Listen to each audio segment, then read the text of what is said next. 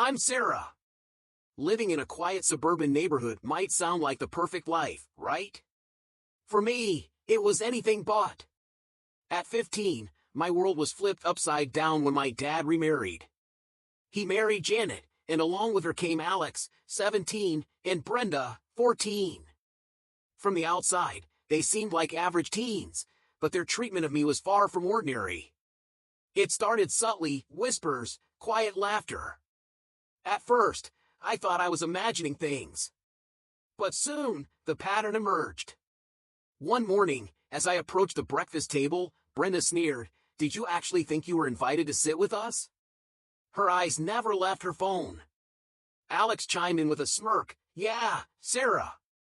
Some spaces are just better without you." I tried to shake it off, focusing on my cereal, but it only got worse. School, a war zone. Brenda and I were in the same grade, and she made it her personal mission to turn school into a battlefield. One memory still stings, my science project. I had spent weeks perfecting it, proud of what I created. The day before it was due, I found it destroyed in the backyard. Brenda stood at the window, grinning wickedly as she waved. "Why would you do that?" I demanded later, furious. She shrugged, feigning innocence. "Maybe you'll learn not to leave your trash lying around," she said with a smirk dripping with fake sympathy. No refuge at home. Home wasn't any better. Every time I tried to tell my dad, he dismissed me. "Janet's kids wouldn't do that. You must have misunderstood," he'd say. Janet always defended her angels. Alex was even craftier.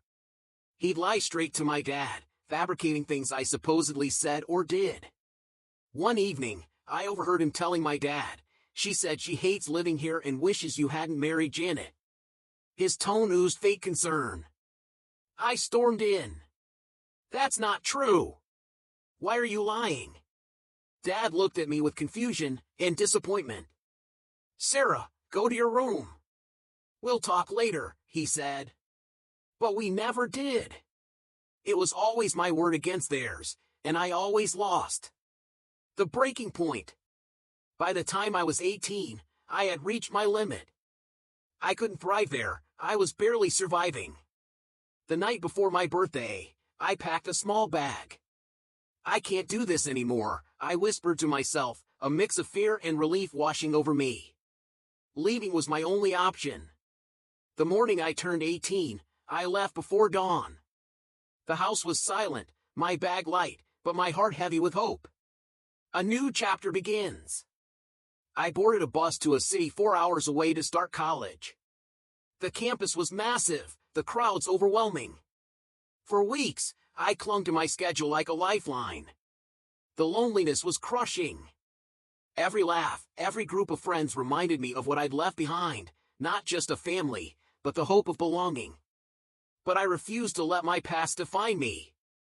I buried myself in my studies, spending countless hours in the library. Slowly, things started to shift.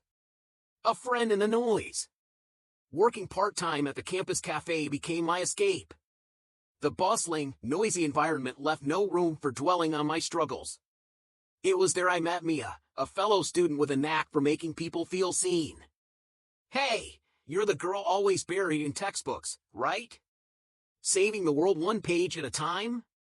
Mia teased one afternoon, handing me a coffee during my break. Her kindness caught me off guard. "Trying to, at least." "I'm Sarah," I replied with a shy smile. From that moment, Mia took me under her wing, introducing me to study groups and new faces. Without realizing it, I was no longer the outsider. Fueling a passion. College wasn't just about making friends. My major, business management, became my passion, a way to reclaim my power. My professors noticed, especially Dr. Reynolds. "You've got a sharp mind for strategy, Sarah. Ever considered joining the business competition team?" he asked one day after class. Doubts crept in, but Dr. Reynolds wouldn't take no for an answer. Joining the team was a turning point. The competition. Months of hard work culminated in presenting our case study in a packed auditorium. As I spoke, nerves gave way to confidence. The room faded, it was just me and my ideas.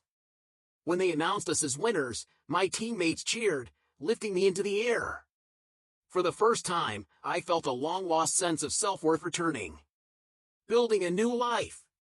College flew by in a blur of classes, late-night study sessions, and small victories.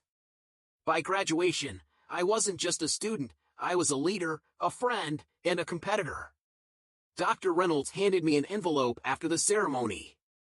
"Got something for you," he said with a grin.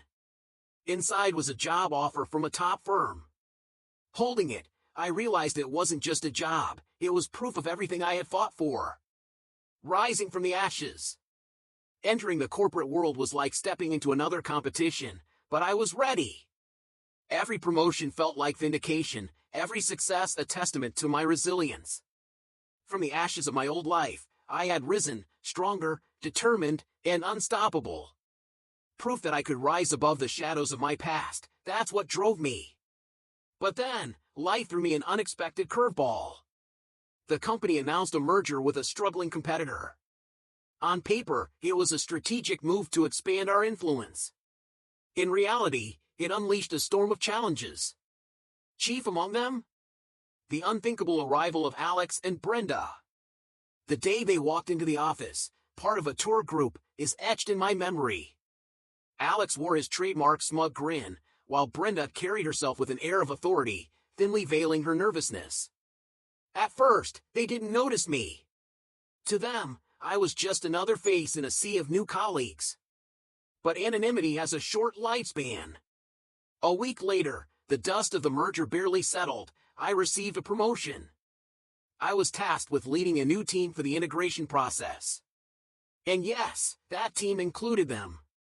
The announcement was brisk, delivered by our director in a tone that brooked no argument. "Sarah will head the project team. I expect full cooperation from everyone," he declared. As his words sank in, I locked eyes with Alex. His expression shifted in quick succession, surprise, then recognition, and finally, resentment. Brenda's reaction was subtler, her face hardening, lips pressed into a thin line, her displeasure evident. Our first team meeting felt like walking a tightrope over a pit of tension. As I outlined project goals and timelines, I could feel their eyes boring into me, searching for any sign of vulnerability. Afterward, Alex broke the silence with a sarcastic jab. "So, we're reporting to you now?" he asked, his tone dripping with disdain. "Yes, Alex," I replied, calm but firm. "I'll need updates on your sections by week's end." Brenda didn't speak, simply nodding with pursed lips. Over the weeks that followed, they tested me at every turn, missing deadlines, challenging my decisions, and sending passive-aggressive emails. But every push was met with professionalism. I calmly reminded them of policies, stood my ground on expectations, and provided constructive feedback. Slowly, their resistance eroded, replaced by begrudging compliance. It was a poetic reversal of roles. They were no longer in control. The tormentors of my past had no power here. Yet, I didn't revel in their discomfort. Instead, I focused on navigating this precarious dynamic with grace. My priority was the project and the team's success, not old wounds. As weeks turned into months, I grew into my role with confidence. The project flourished, and so did I. But just as I was beginning to feel a sense of equilibrium, a troubling discovery surfaced. During a routine audit, financial discrepancies emerged. The numbers didn't add up, and certain allocations seemed suspiciously vague. Digging deeper, I uncovered the unsettling truth: Alex had been diverting funds. This wasn't an oversight, it was embezzlement. Confronting this revelation took every ounce of resolve. I reported the findings to compliance, presenting the evidence without letting personal history cloud the issue. The investigation was swift. Alex was summoned, the evidence laid out before him. The verdict? Termination and looming legal consequences. Watching him escorted out of the building was a moment of complex emotions. Justice had been served, but it wasn't satisfying, it was simply necessary. Brenda, meanwhile, faced her own struggles. Her performance faltered, missed deadlines, subpar work. Attempts to help her improve fell flat. Ultimately, she was demoted to a role better suited to her abilities. It was a professional decision, but it carried personal weight. Through all of this, I stayed focused on growth, mine and my team's.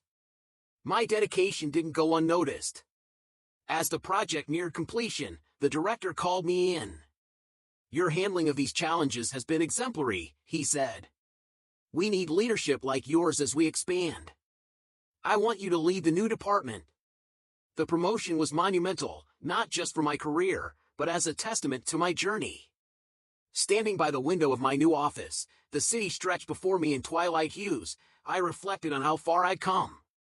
The trials I faced weren't just obstacles, they were stepping stones. Each hardship had shaped me, built my resilience, and strengthened my self-respect. My achievements were significant, but they paled in comparison to the personal victories I cherished. As I turned from the window, ready to embrace the future, I knew one thing with certainty: my past would always be a part of me, but it would never define me. I wasn't just surviving. I was thriving. Now, I ask you, how would you handle working alongside someone who once made your life unbearable? Would you seek revenge? Or would you rise above, just as Sarah did?